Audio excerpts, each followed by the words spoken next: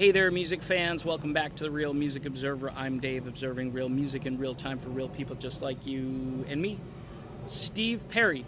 Yeah, when I mention his name, people start to wonder what I'm talking about. They care.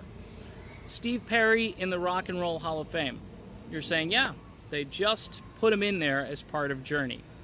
I'm saying you should put him in the Rock and Roll Hall of Fame all by himself. What? Yes. But he's only got 2 solo albums, man. Third on the way. Various one-off projects. Vocal work with a plethora of great artists. I've been talking about some of those songs. Steve Perry is the voice, and that is why he needs to be in the Rock and Roll Hall of Fame on his own. Now, it's great that he's in with Journey, and some people will say, well, typically lead singers don't get in on their own. You know, it's like Mick Jagger. Should Mick Jagger be in the Rock and Roll Hall of Fame by himself? You could make an argument for it. I mean, his solo work is okay, and he is Mick Jagger.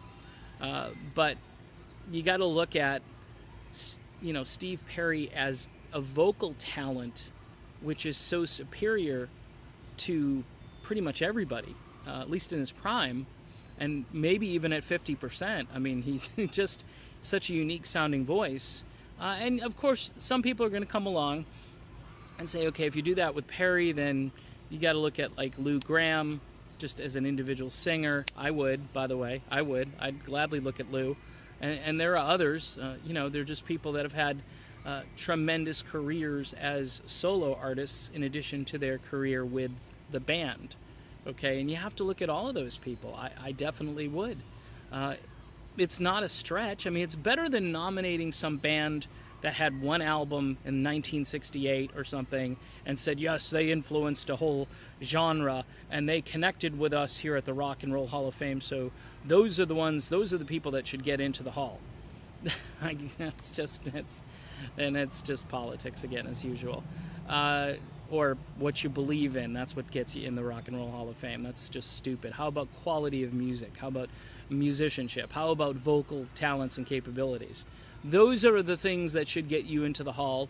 And Steve Perry is at the very top of every list in that category. So I, for one, am saying that Steve should be in the Rock and Roll Hall of Fame as a solo artist.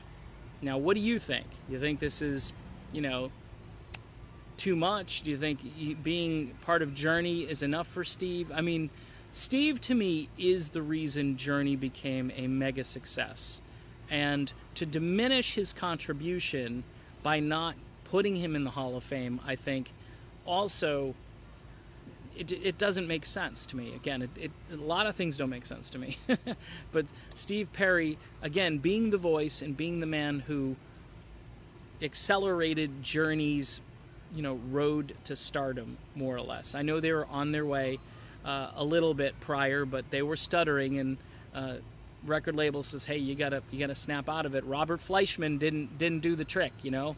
As much as Robert's cool, he wrote co-wrote Wheel in the Sky, and he's got some pretty cool lyrics and so forth.